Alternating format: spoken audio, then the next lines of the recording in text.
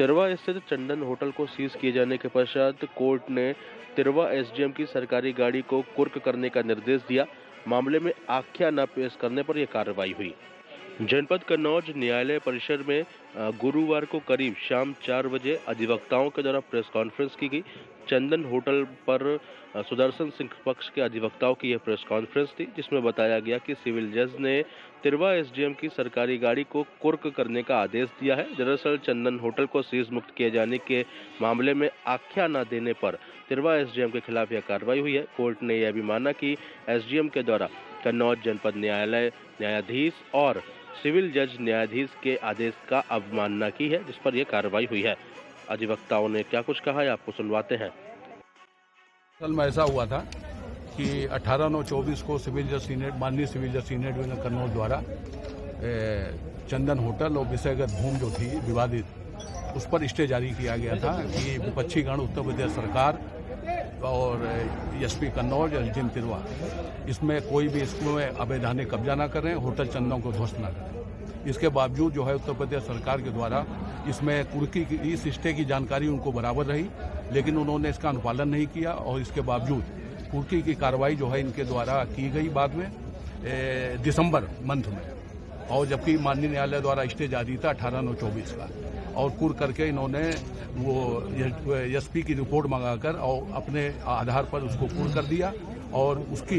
और इसमें जो जिसकी कुर्की की गई इसमें जो थे सुदर्शन सिंह वगैरह थे, इनके खिलाफ कोई गैंगस्टर की कार्रवाई भी नहीं की। तो इसमें कंटेम्प्ट पिटीशन मूव की गई 24/12/24 को। उसमें माननीय सिविल जज सीनियर डिवीजन कन्नौज ने आदेश पारित किया कि जो भी कुर्क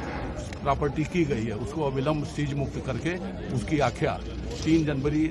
25 तक न्यायालय में दाखिल की जाए। इस आदेश का अनुपालन भी सुनिश्चित नहीं किया गया। इसी मध्य जो है यूपी स्टेट द्वारा माननीय जनपद न्यायाधीश महोदय कन्नौज के यहाँ इस आदेश की अपील की गई। वो इनकी अपील भी खारिज हुई और विद्वान सिविल जज सीनियर डिवीजन कन्नौज के आदेश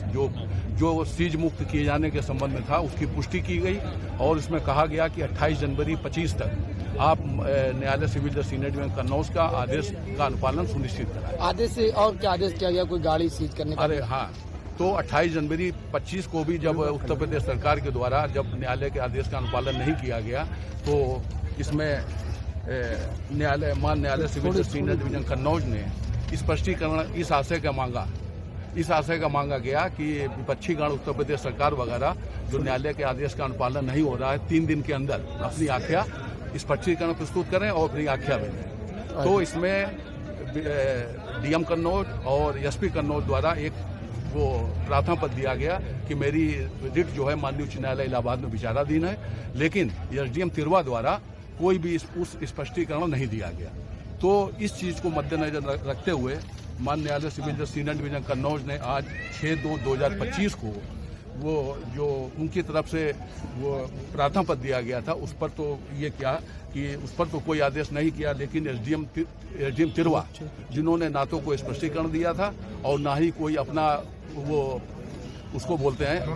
पक्ष रखा था, तो उसको रखते हुए आज 6/2/25 को उन्होंने माननीय सिविल जज सीनियर डिवीजन कन्नौज ने ये ऑर्डर पास किया है कि